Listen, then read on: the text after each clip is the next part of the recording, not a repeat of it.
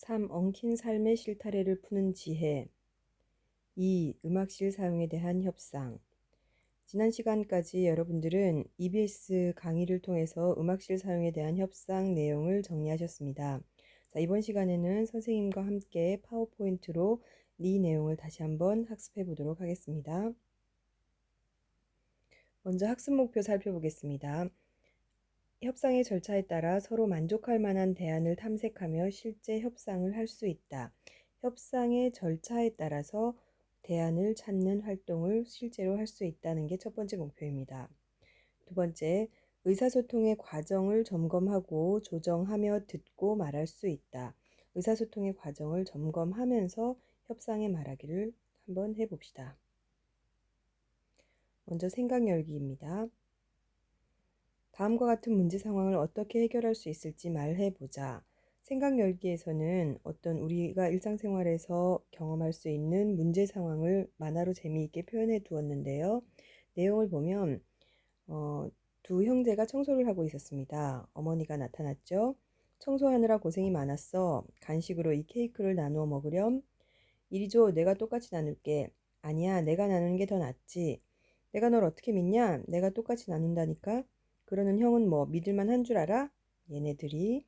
자, 이러한 문제 상황을 우리는 어떻게 해결을 해야 될까요? 네, 해결을 하는 과정, 가장 좋은 대안을 모색해 볼 수가 있겠죠. 자, 대안의 한 가지입니다. 한 명은 케이크를 자르게 하고 다른 한 명은 잘린 케이크 중 하나를 먼저 선택할 수 있도록 한다. 자, 이런 식으로 서로가 만족할 만한 어떤 받아들일 수 있는 대안을 찾는 것, 바로 문제 해결의 말하기 과정입니다. 그 중에 하나로 우리는 협상을 이번 시간에 정리하고 있는 것이죠. 자, 먼저 코스타리카의 평화 협상과 관련된 영상을 보고 가겠습니다.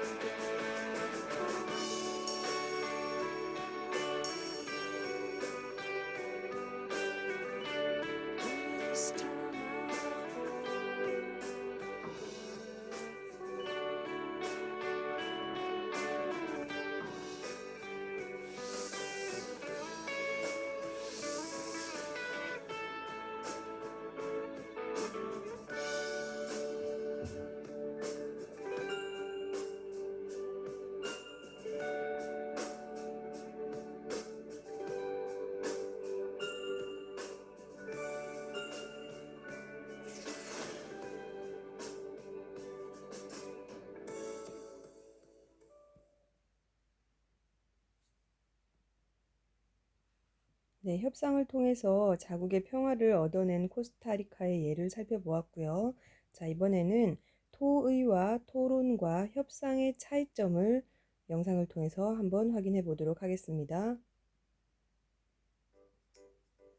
토의, 토론, 협상의 차이점. 살다 보면 나와 다른 의견을 가진 사람을 만나보는 하지. 그럴 때마다 어떻게 할까? 무조건 싸울까? 아니면 말도 섞지 않을까? 그렇게 하지 않아도 돼. 우리에겐 서로 다른 의견을 가진 사람들과 민주적이고 합리적으로 의사소통을 할 수 있는 여러 전략이 있으니까.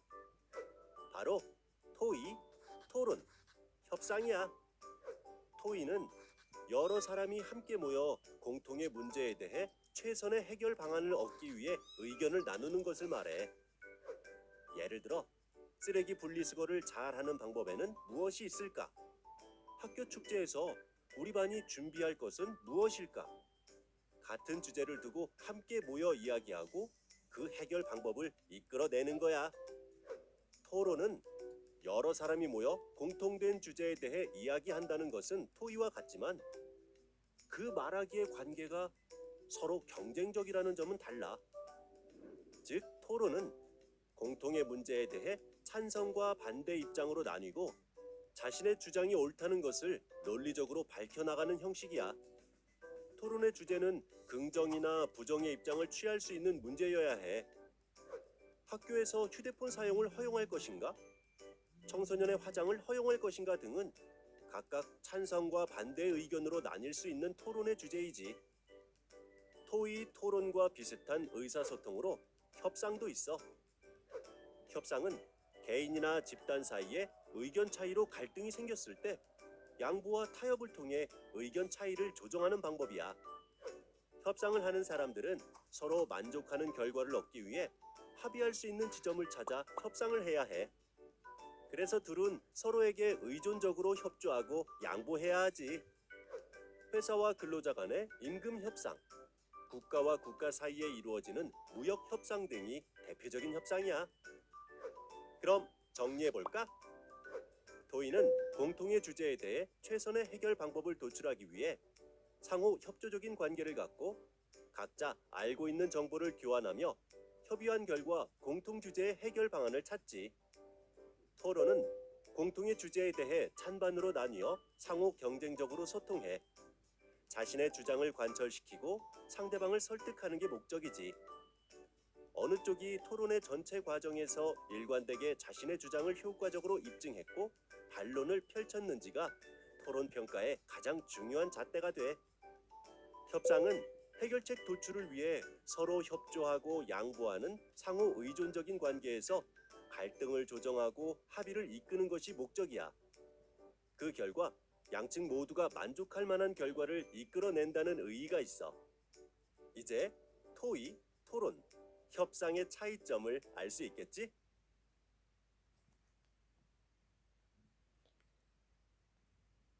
자, 이제 본격적으로 쏟아놓은 내용 들어가 보겠습니다.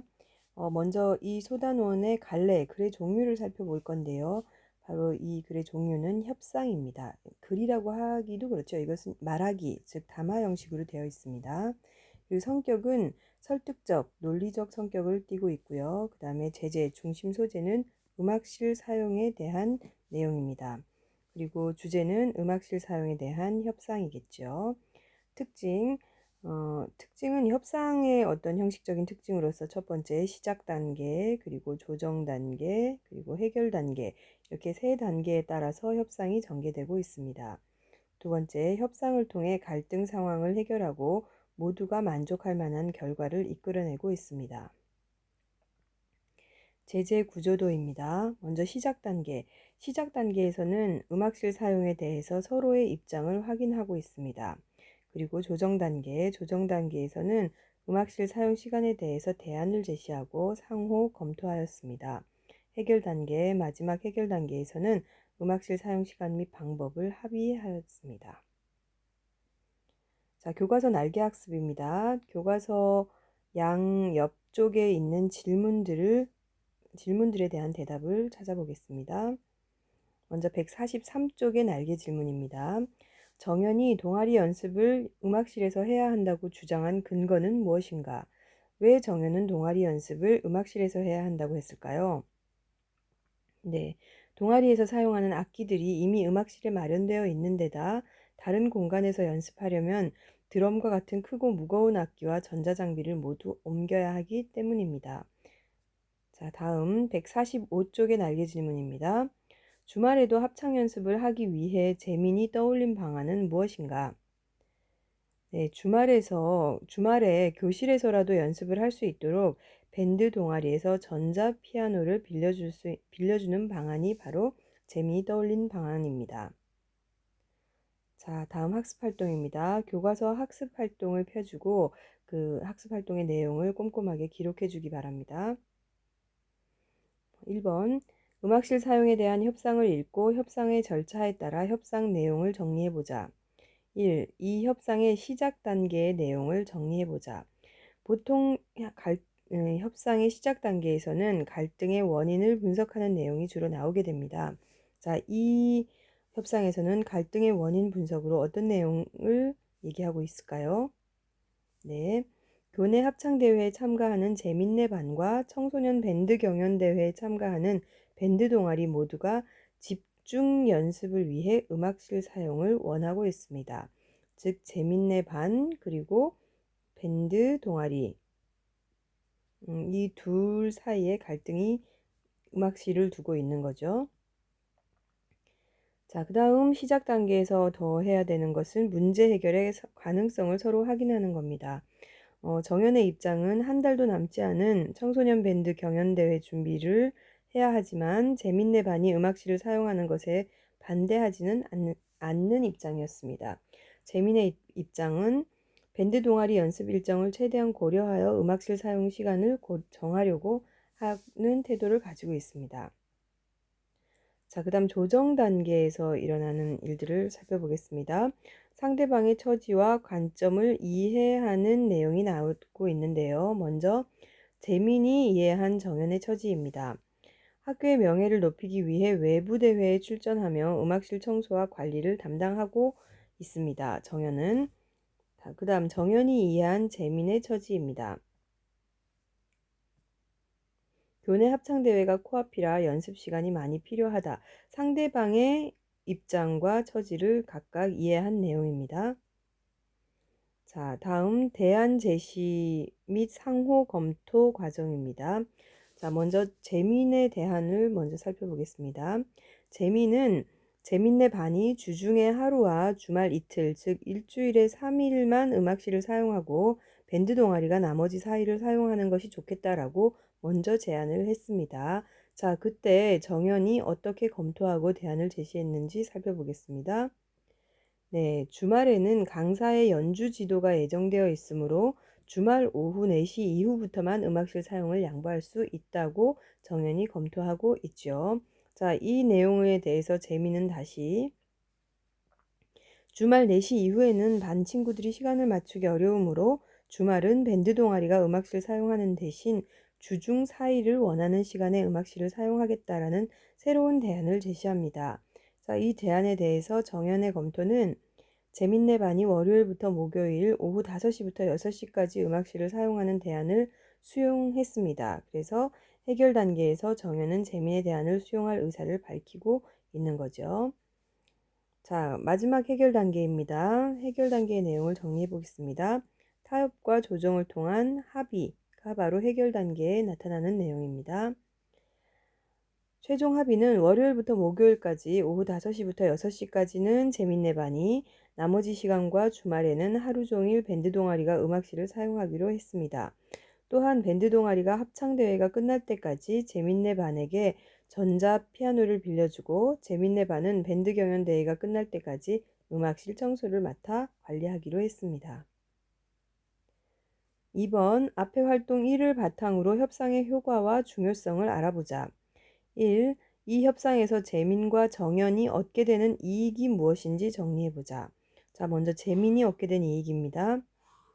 주중에는 음악실에서, 주말에는 교실에서 합창 연습을 지속적으로 할 수 있게 되었습니다.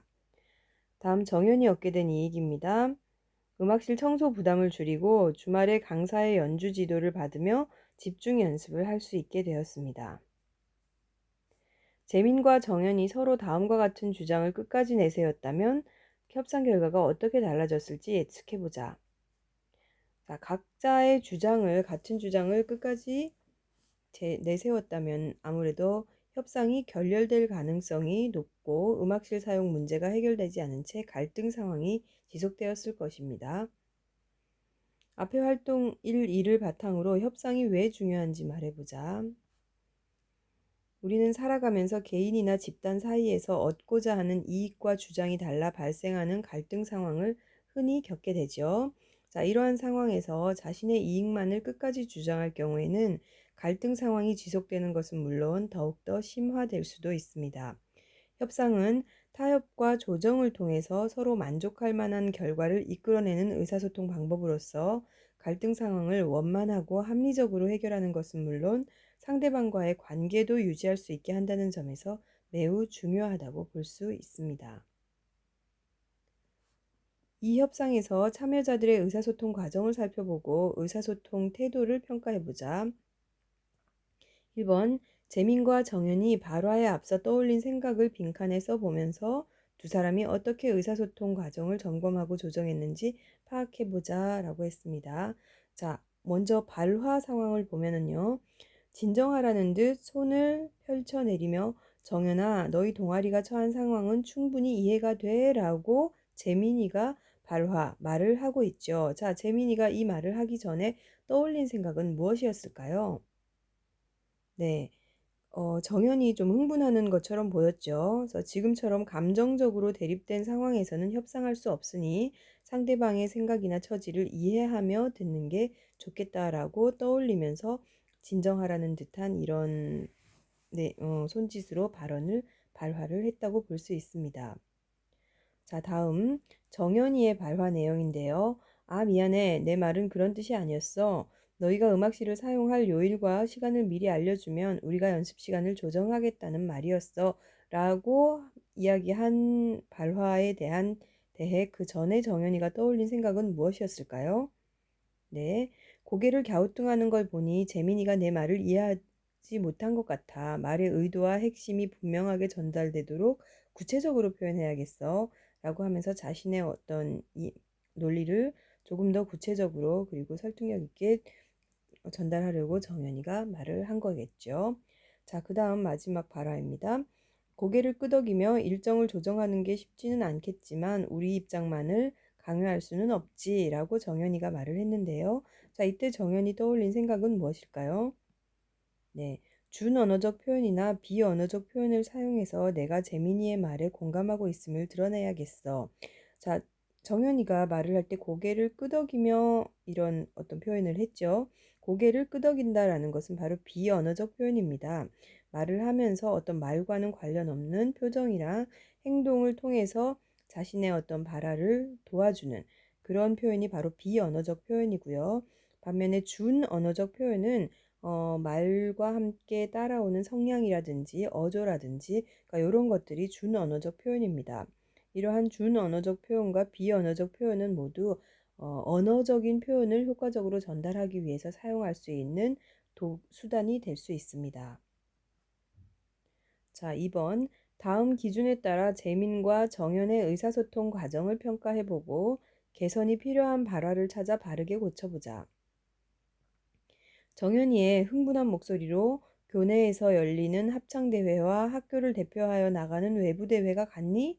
라는 발화는 상대방의 감정을 자극하거나 상대방과의 갈등을 심화시킬 수 있는 공격적인 어법의 발화입니다. 따라서 적절하지 않았죠. 따라서 차분한 목소리로 교내 합창대회도 중요하지만 우리는 학교를 대표하여 외부대회에 참가하기 때문에 심리적 부담이 더 커 등과 같이 정중한 어법의 발화로 바꾸는 것이 좋겠다라고 할 수 있겠습니다. 자, 내용 정리하겠습니다.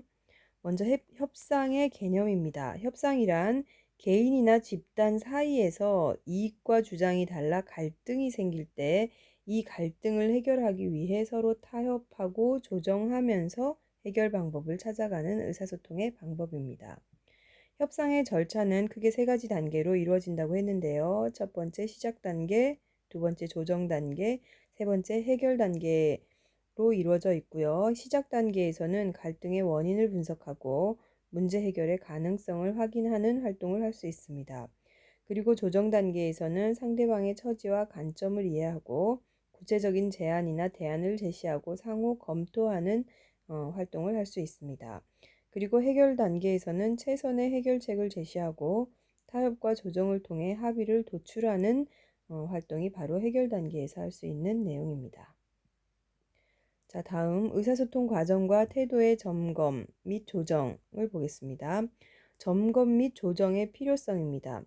효과적인 의사소통이 이루어질 수 있도록 화제, 목적, 대화 상대, 담화 유형 등 의사소통의 요소를 고려하여 자기가 듣고 말하는 행위의 적절성을 점검하고 조정하면서 말해야 합니다. 점검 및 조정의 방법으로는 첫 번째, 의사소통의 목적과 주제를 고려하면서 말을 해야 되겠고요. 두 번째, 적절한 언어적, 준언어적, 비언어적 표현을 사용해서 말하는 것이 효과적입니다. 세 번째, 상대방의 발화 의도와 핵심을 파악하면서 듣고요. 네 번째, 상대방의 처지를 이해하면서 들어야 합니다. 다섯 번째, 적극적이고 우호적인 자세로 의사소통에 참여하는 태도가 필요하다라고 볼 수 있습니다. 자, 오늘 수업은 여기까지입니다. 다음 시간에 다시 만나요. 안녕.